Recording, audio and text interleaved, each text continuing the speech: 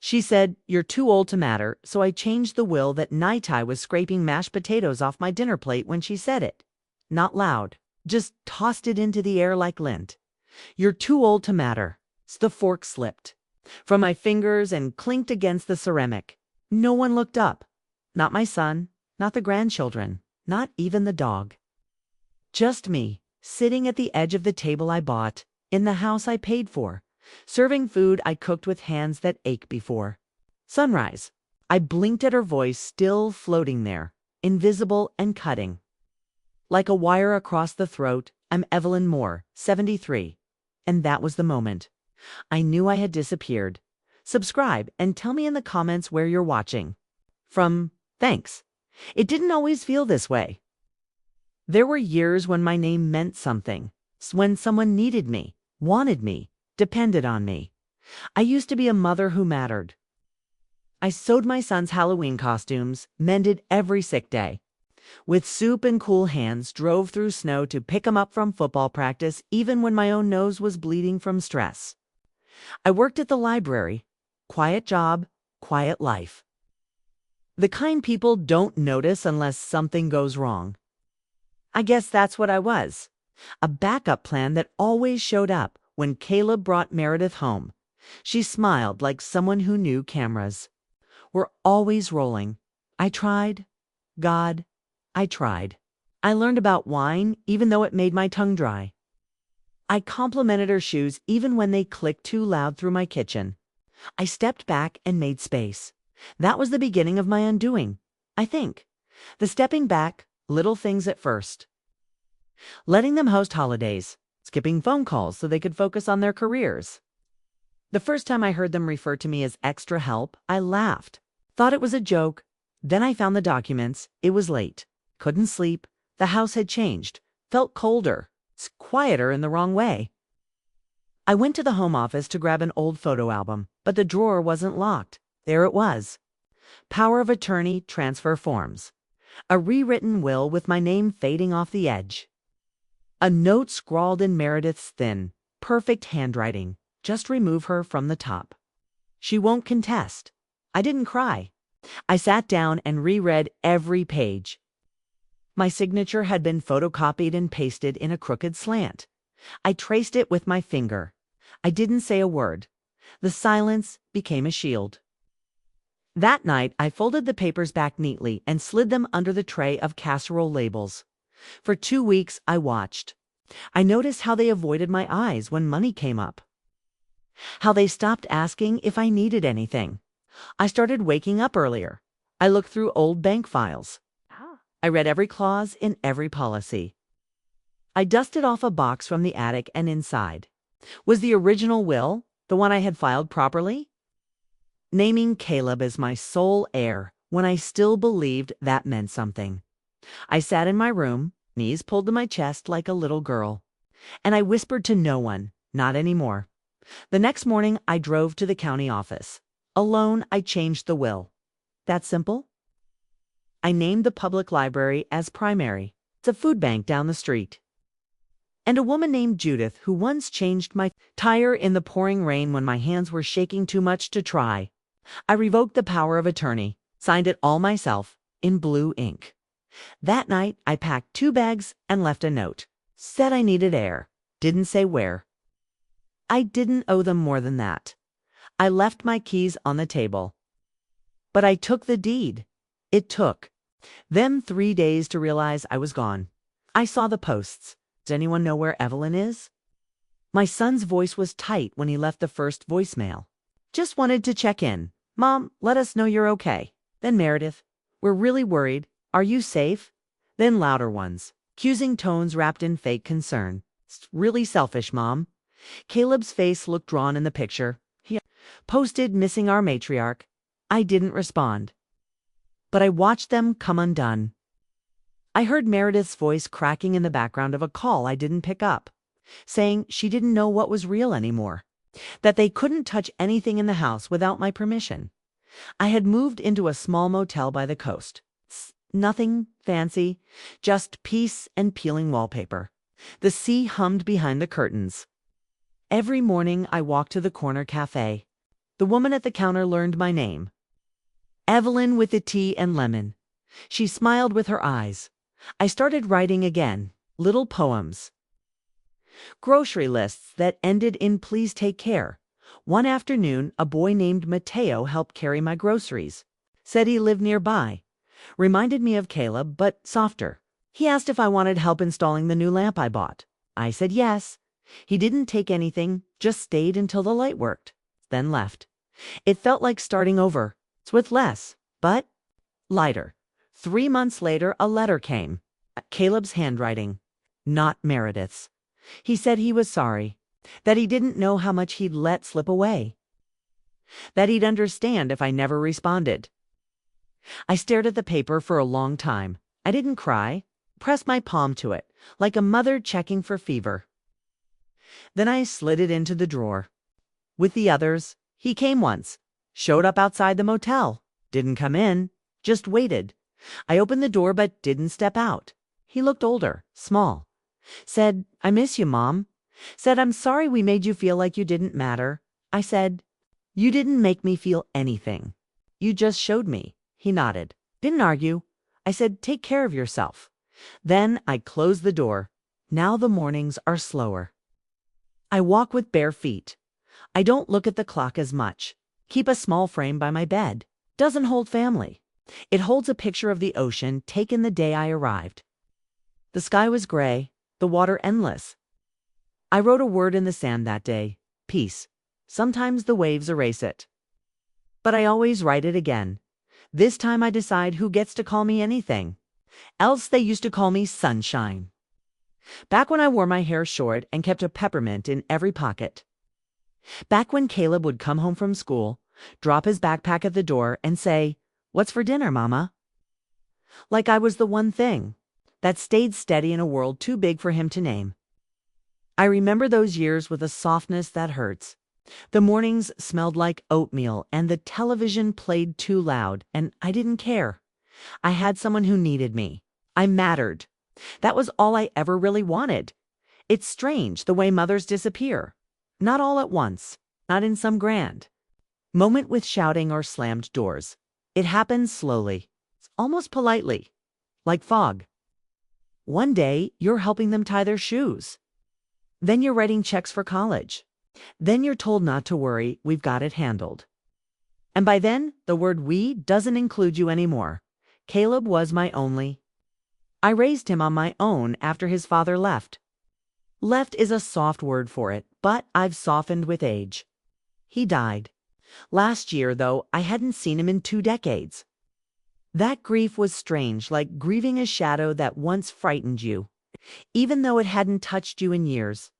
I used to worry that being a single mother would break Caleb, that he'd grow up with a hole where a father should be. But he didn't.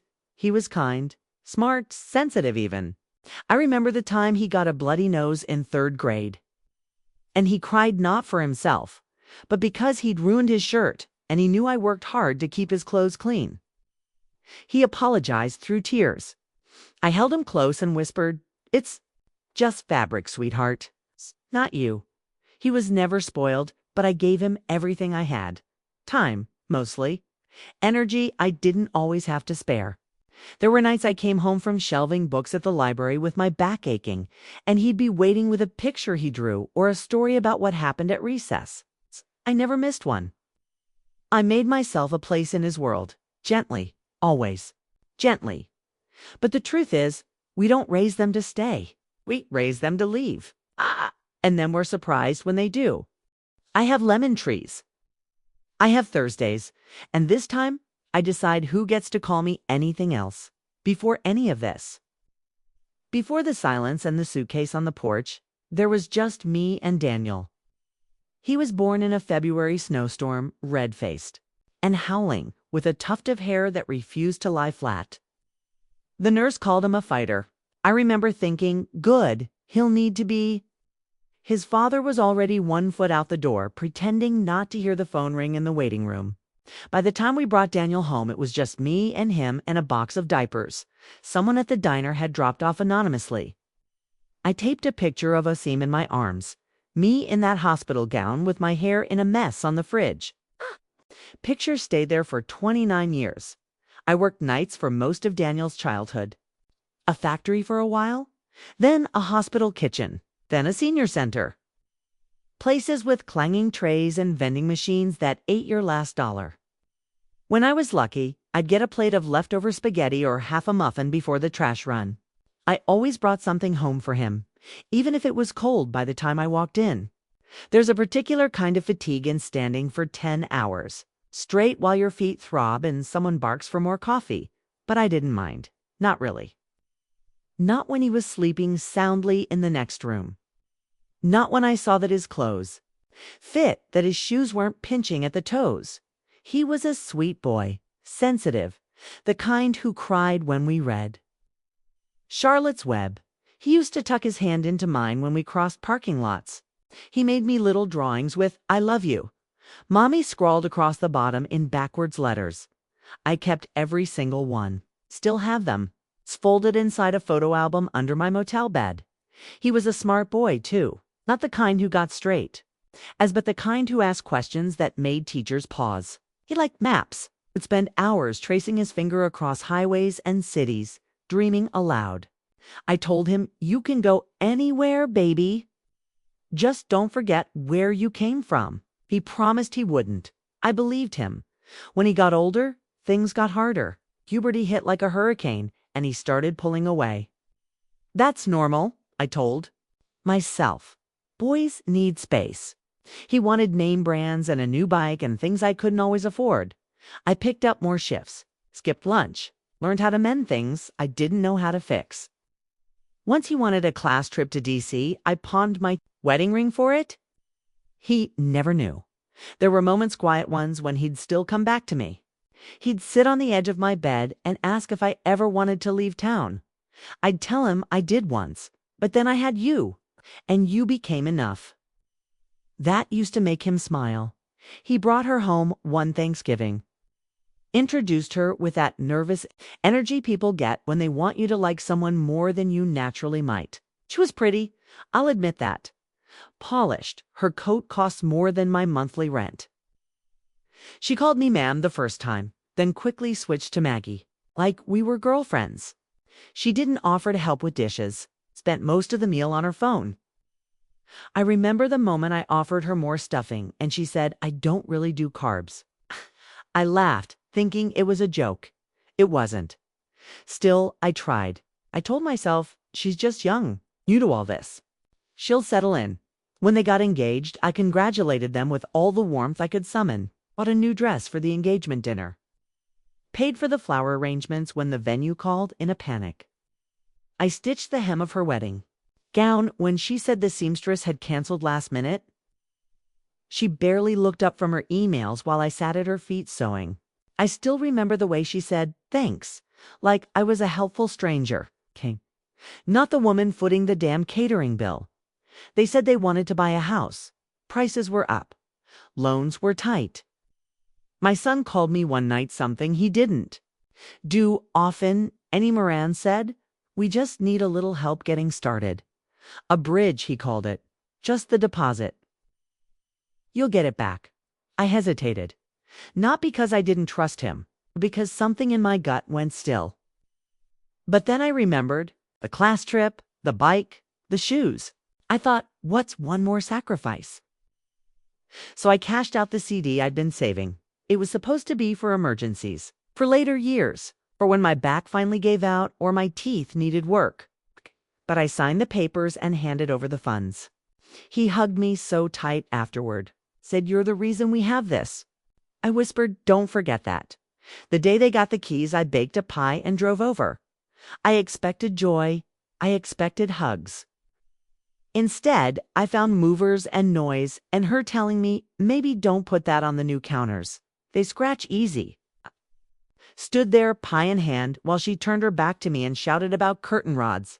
He barely looked up. Told myself, it's just stress.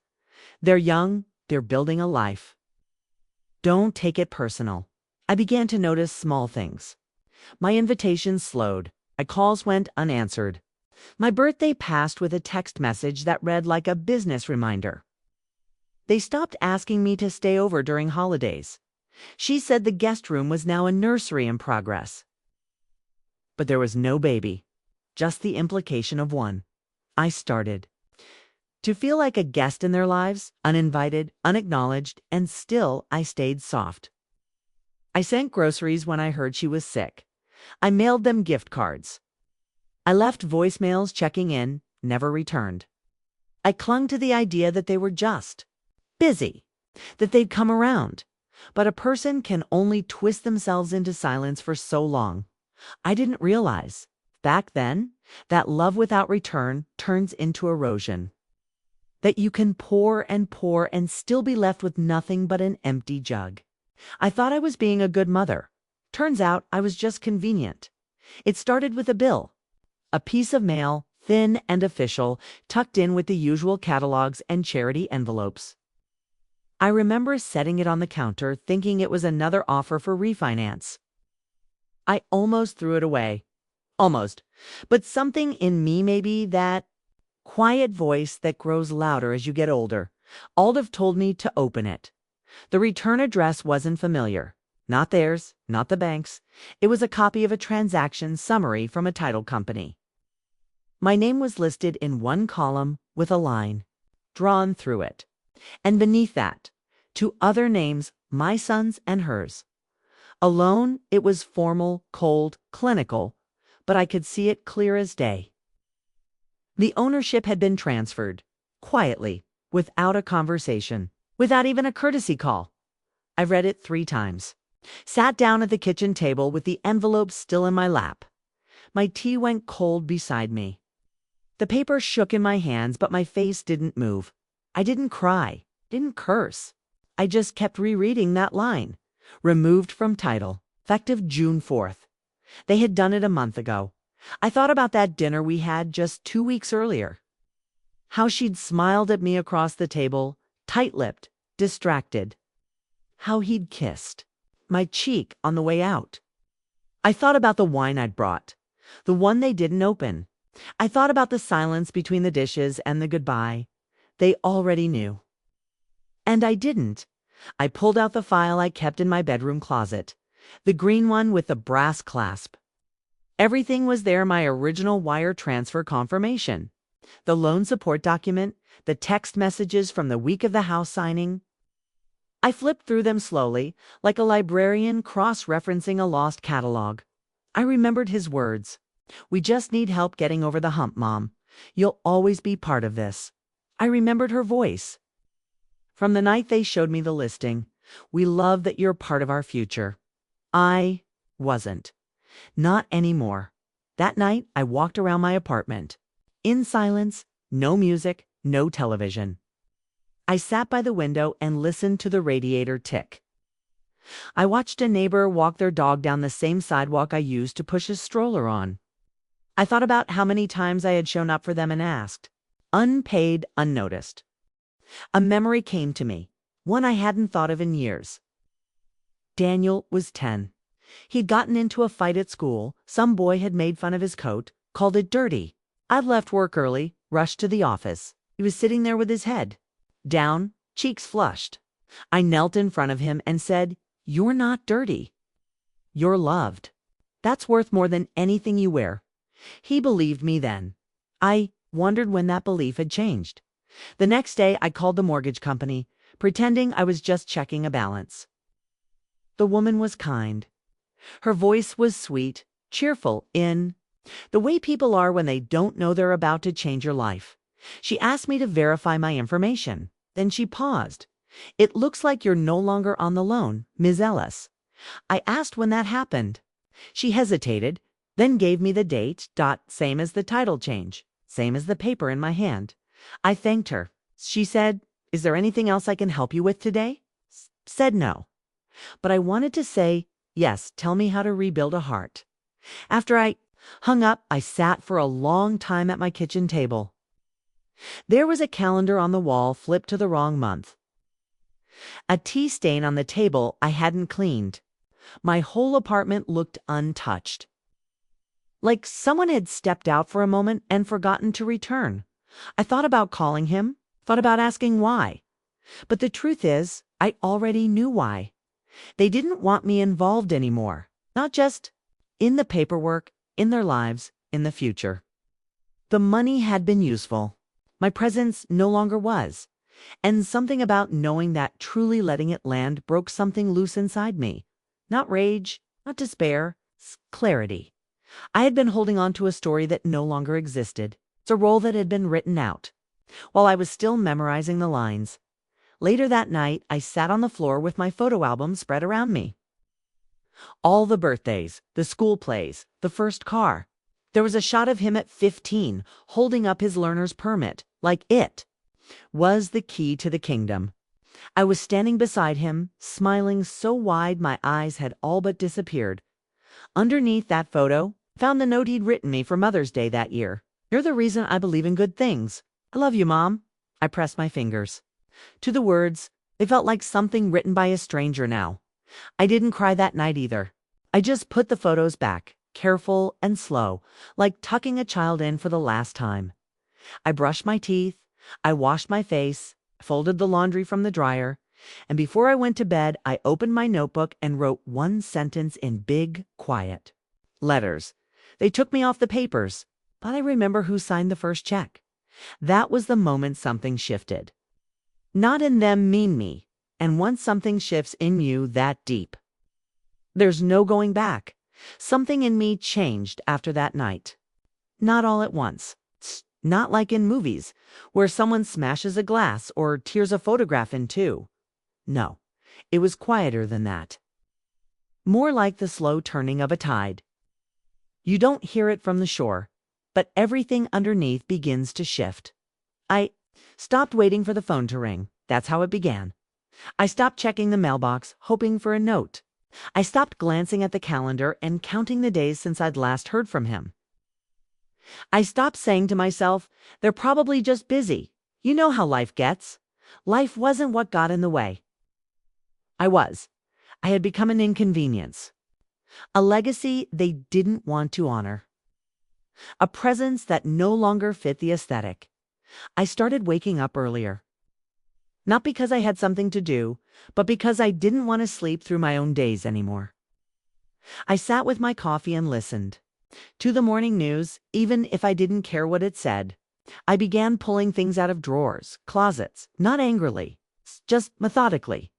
A quiet sort of sorting what stays, what goes. It's mine. I made lists. I don't know why, but that felt important.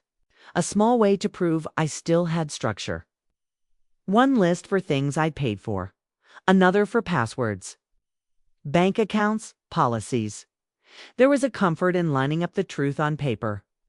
It felt solid, unshakable.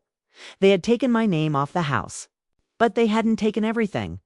They hadn't taken my memory, or my records, or my quiet intelligence. You get good at watching people when you've spent most of your life being overlooked. I knew how to listen without showing it, how to observe without interrupting. I knew that silence was its own kind of power, so I said nothing to them. Not yet. Instead, I found a small folder I'd kept for years labeled emergency. In it were documents from the original loan, the email where she wrote, "You're saving us, Maggie, we won't forget this." The bank transfers, the receipts, every signature, every cent. I laid it all out across the floor. Like a puzzle I already knew how to finish. Then I did something I hadn't done in a long time. I called my own name, not out loud, but in the way that mattered. I said to myself, you are not weak. You are not disposable. You are not a donation that never mattered. I looked around my small apartment, the wallpaper peeling near the window. At the dining chair I'd glued twice. At the empty chair across from mine, I thought about the woman I used to be. The one who could balance bills with a smile and still remember to call a neighbor who'd lost her cat. The one who stayed late so her son could go on field trips, who never forgot a birthday, who filled every gap with presents, no matter how hollow it made her feel. And I thought, she's still here. Just quiet now, but not for long. I pulled out a notebook. The nice one. Hardcover. Still wrapped in plastic from that year I thought I'd start journaling. I opened to the first page and wrote, "They erased me. So now I'll remove myself properly, permanently, and with dignity." I don't know what made me write it like that. Okay, maybe I needed it to sound official. Okay, maybe I needed to hear my own authority in print. The next day, I walked to the library, logged into one of the public computers, not because I didn't have my own, but because I wanted to be somewhere I couldn't be interrupted, surrounded by other women who were also forgotten. Browsing job listings, printing divorce forms, researching schools for kids they were raising alone. I searched title law, real estate gifting, what counts as unjust enrichment. I didn't know the phrases before, but they came easy enough once I started reading. There's a kind of strength in paperwork, a dignity. A paper trail proves that you were there, that you mattered, that your name once held weight. And it gave me something I hadn't felt in a long time. Control. I printed what I needed, slid it all into a plain manila envelope, walked home, didn't tell a soul. I began watching the house from a distance. I didn't mean to. I just found myself near that neighborhood more often. The grocery store, the post office, a small bakery with cinnamon rolls too sweet to justify. I'd park across the street sometimes and just look. Blue shutters still in place. It's the wreath I made last Christmas still hanging, though sun-faded and bent. Once I saw her on the porch, holding a coffee cup, laughing into her phone. She was barefoot, comfortable. At home, it made my stomach tighten. But not with jealousy, clarity. She believed she had one. That's when I decided I would leave nothing to assumption. No quiet hoping that they'd realize what they'd done. No reaching out, trying to restore what they clearly didn't want. I would reclaim what was mine. Not for the money, for the memory. For the record, I made an appointment with someone in town who handled civil filings. Her name was Arlene. Mid-60s, red lipstick, knew her way around every loophole in the book. I liked her immediately. She didn't pity me. She respected me. When I showed her the documents, she nodded slowly, said, "You've got a case. It's a good one." I didn't smile, but I felt something settle in my chest that had been loose for years. That night, I packed a suitcase. Just a small one. Some clothes, my notebooks, the file folder. I didn't leave a note. I didn't cancel my lease. I just placed a slip of paper on my coffee table that said, "I'm not where you left me." And I walked out with my keys in my hand and my name on my lips. That was the beginning, not of running, but of returning to myself.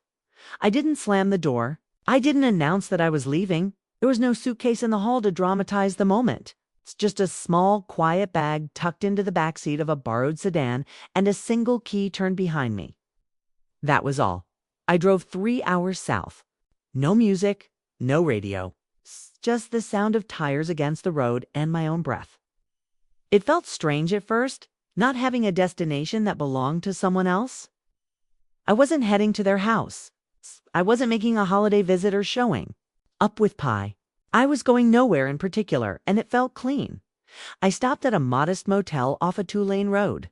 Pale blue doors, a vending machine that hummed outside the office. The woman behind the counter slid the check-in form toward me and asked how.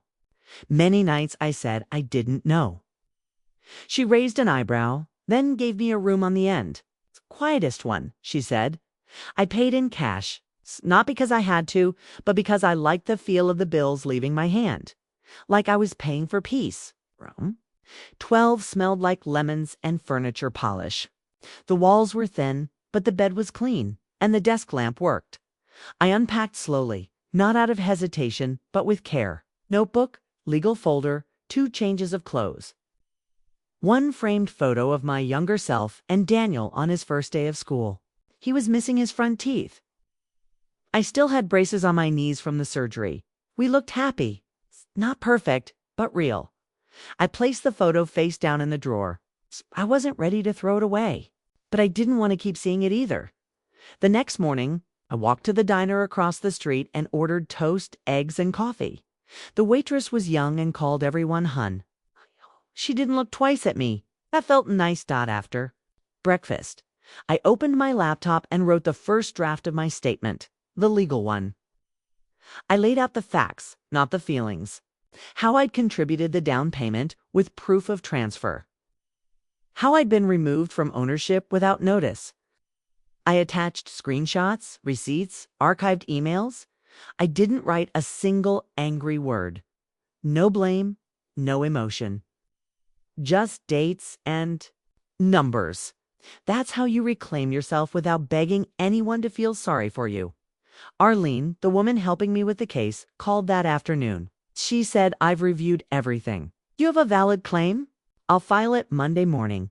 I said thank you, then sat on the edge of the motel bed and felt the first breath of something that almost resembled relief. They'd wanted to erase me, but instead I'd made a record, a real one. The kind that stands up in court and says, she was here, she mattered. That night I pulled out a pen and started another kind of letter. Not legal, not strategic, just personal. I didn't write to them. I wrote to myself. Dear Margaret, you are not what they tried to reduce you to. You are not invisible. You are not discarded.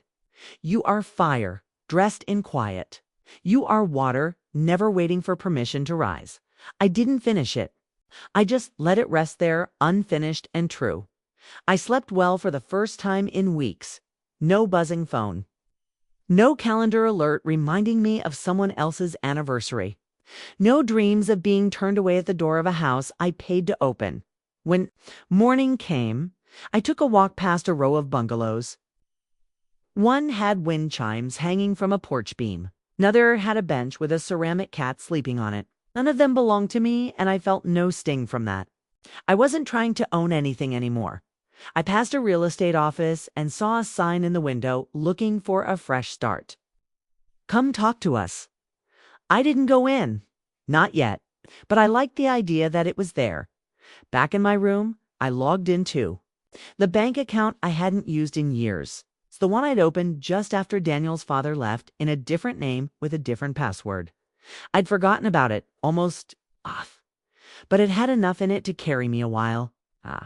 My just-in-case account. Turns out, just-in-case had finally come. I moved funds. Not out of panic, out of peace. Nothing rash, just protective. Quiet steps, like stacking sandbags before a storm. I started making a list of things I needed to update. Name, address, beneficiaries, health proxy. I crossed off items one by one, like a woman taking back her breath. There was no audience for any of this. No child peeking around the corner. No friend calling to check in. I didn't need one. That's the thing. You'll learn after enough abandonment. You stop waiting for witnesses. You become your own. Later that week, I drove by their house. Just once. Not to be seen. It's just to remember. The shutters were the same. The porch light flickered. Someone had planted a new bush near the driveway, but it was still my handwriting on the garden stones. I parked 2 houses away and stayed inside the car. I watched as she stepped out, keys in one hand, phone in the other. She didn't look left or right, just walked to her car like everything around her had always been hers, and maybe it had become that. But only because I had allowed it. Not anymore. That was the last time I saw the house. I drove away without looking. In the rearview mirror, the only thing I left behind was a silence they would one day notice. I returned to the motel and placed my documents in a neat stack, labeled every folder, marked every envelope. That night I made myself tea and sat by the window. I watched the cars pass on the road outside. None of them knew who I was. None of them owed me a single thing. It was the most peace I'd felt in years. It didn't take long. Less than a week after the filing, I heard the first ripple. Not through a phone call. Not through an apology. Through a post. A friend of a friend, one of those people who never unfollows anyone, sent me a screenshot. It was her, my daughter-in-law. Long caption, perfect lighting. Holding a mug like she'd just had the worst day of her life and needed the world to understand life throws unexpected heartbreaks. Please keep us in your thoughts during this very unfair legal situation. Over 100 comments. Heart emojis, hugs, prayers. Half of them didn't even know what they were praying for. But that's how these things go now. The most curated version of grief gets the most attention. What struck me wasn't the drama, it was the vagueness. They hadn't said what was happening, just that something had happened. Something that made them victims. They weren't ready. To admit they'd been served, Arlene had filed it cleanly, straightforward, claiming both of them, citing unjust enrichment, demanding reimbursement or partial ownership, all within my right.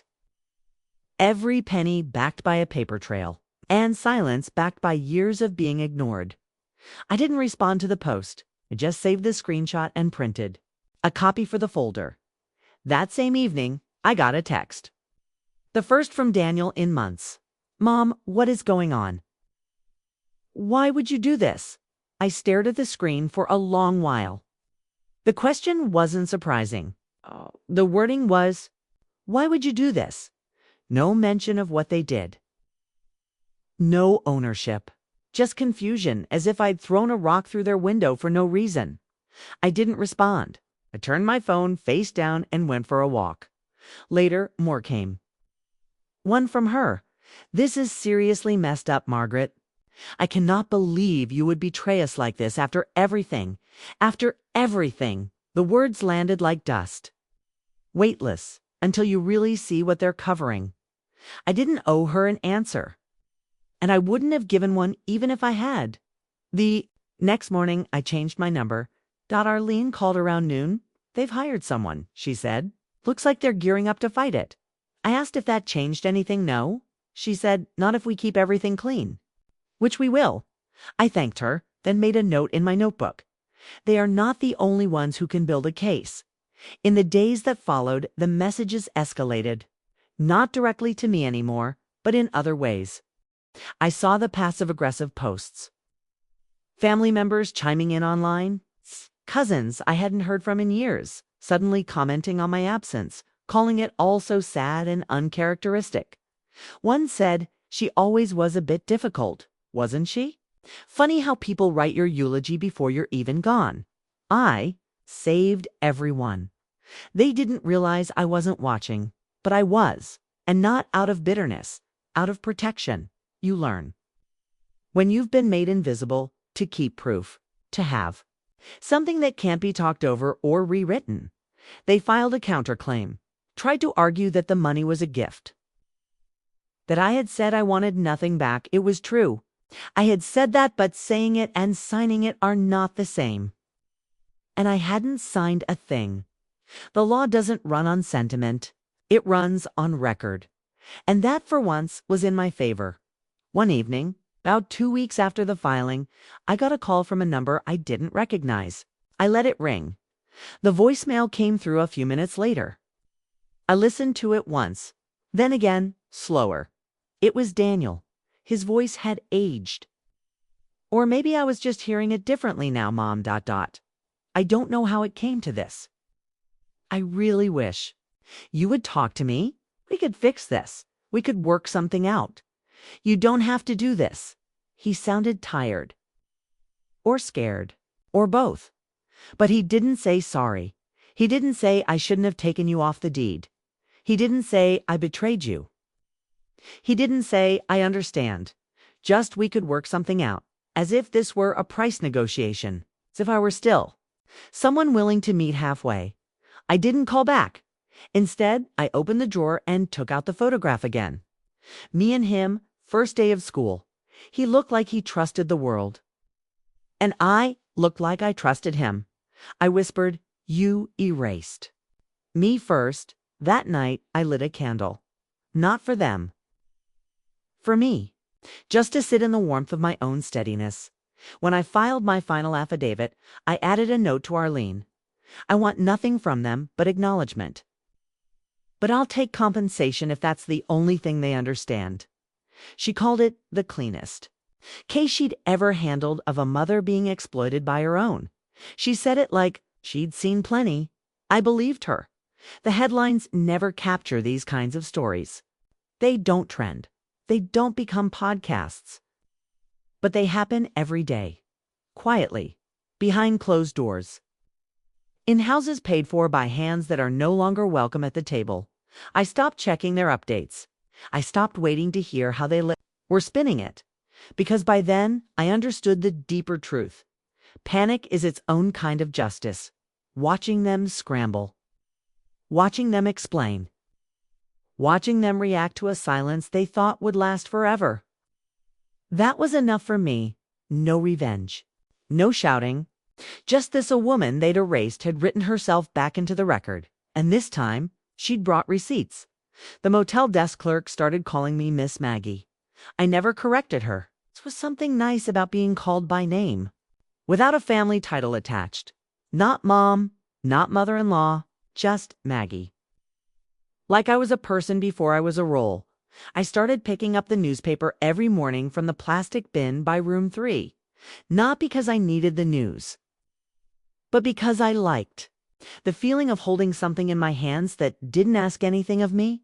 I read slowly, with the motel coffee burnt. Always too hot. I didn't mind. There was a library 2 blocks away.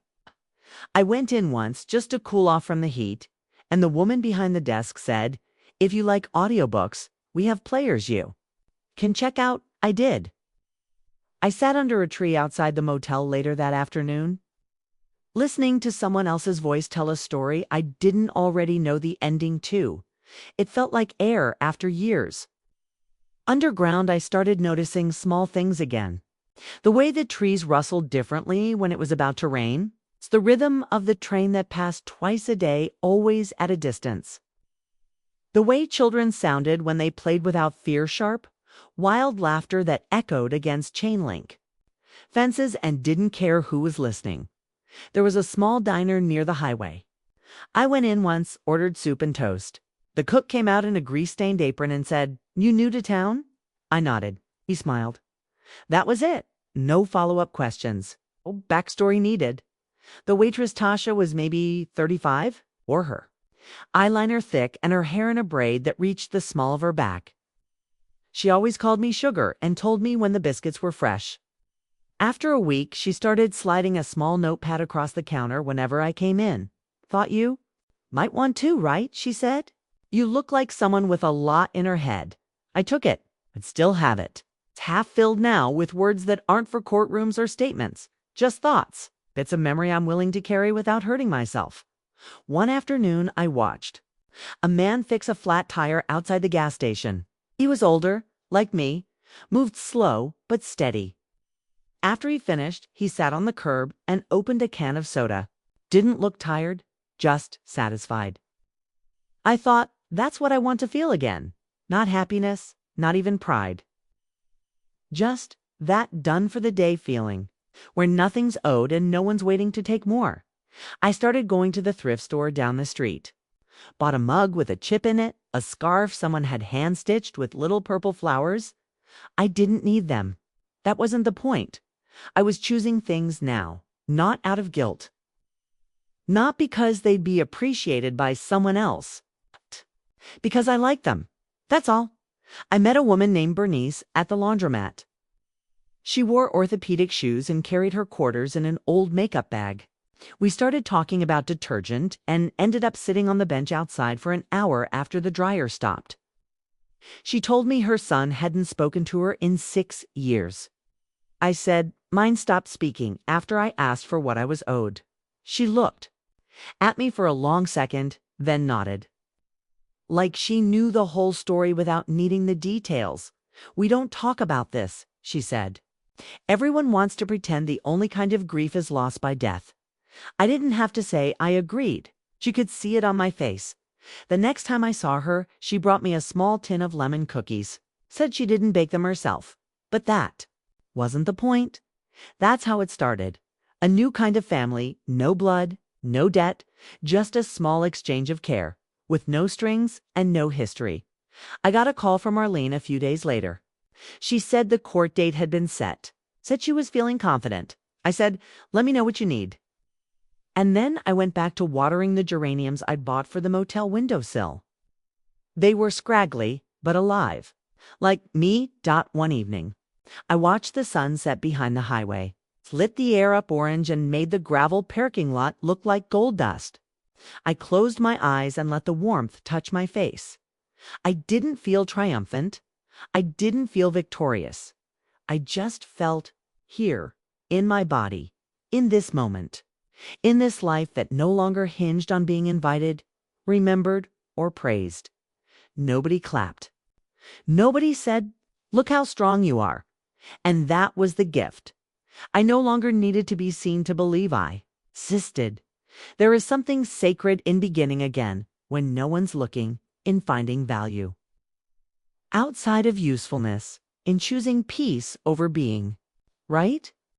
I still check the mail every few days. Legal notices. Updates from Arlene. One letter from Daniel I haven't opened yet. Maybe I will. Maybe I won't. For now, I leave it in the drawer with the old photo. They can sit together. 2 things I once cherished. 2 things I no longer need to carry every day. I pour my tea, I crack the window, I watch the trees. They don't ask for anything. They don't explain why some leaves fall early. They just let go. And maybe in that quiet letting go, they're freer than any of us ever learned to be. It came in a padded envelope.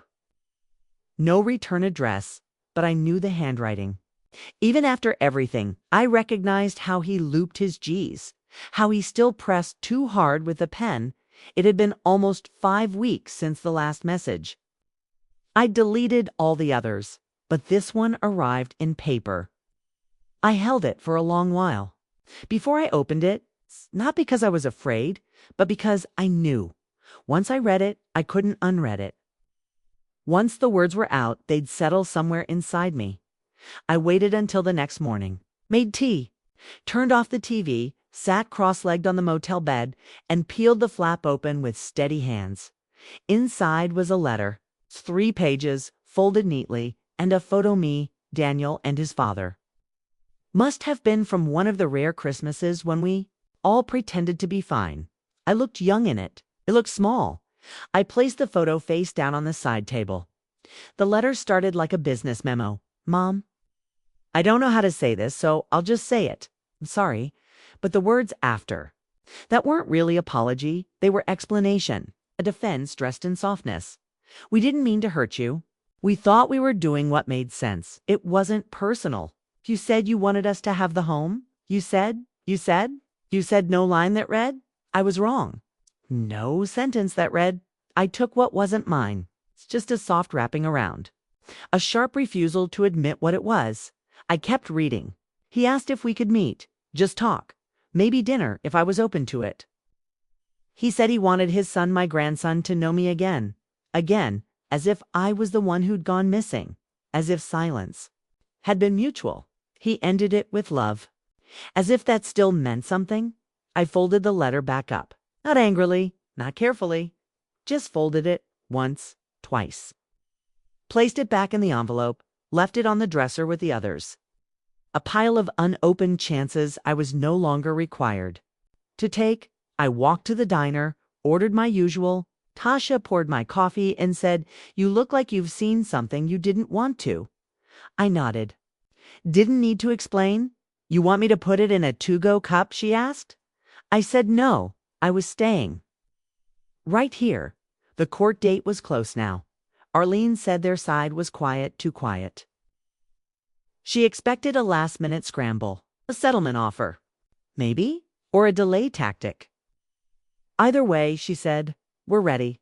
I nodded. Said I am too. I didn't send a letter back. But I did write something for myself. Kind of quiet verdict. You removed me from the papers, but not from the truth. Oh, you took my name off the deed, but not off the memory of who paid. You closed the door and I walked through it anyway. Forward. 2 days later, a car pulled into the motel lot. I recognized it before I even stood up. Same tires. Same scratch on the left bumper. He stepped out slowly. Hair longer than I remembered. Shirt tucked in, but the collar wrinkled. He didn't knock right away. Stood there by the car holding something in his hands. The envelope. It's the same one he'd mailed. Like maybe if he handed it to me in person, the message would carry more weight. I opened the door partway. His face shifted when he saw me, like he wasn't sure what version of me he was meeting. I stayed quiet, he said. I thought I'd just try. Just see you. I didn't answer. He held the envelope up like an offering. Said, I didn't know what else to do. I watched him, not with anger, not even sadness. Just clarity. You did what you wanted to do, I said. Now I'm doing the same. He lowered the envelope. Said, I miss you. I nodded. Not to agree. Just to acknowledge he'd said it. Then I closed the door. Gently. No slam, no lock, turned loud. Just closed. I stood behind it for a moment. Not to cry, but to breathe. That breath you take when the last thread snaps and you realize nothing is pulling you backward anymore. Later that evening, I took the envelope and walked it to the dumpster out back.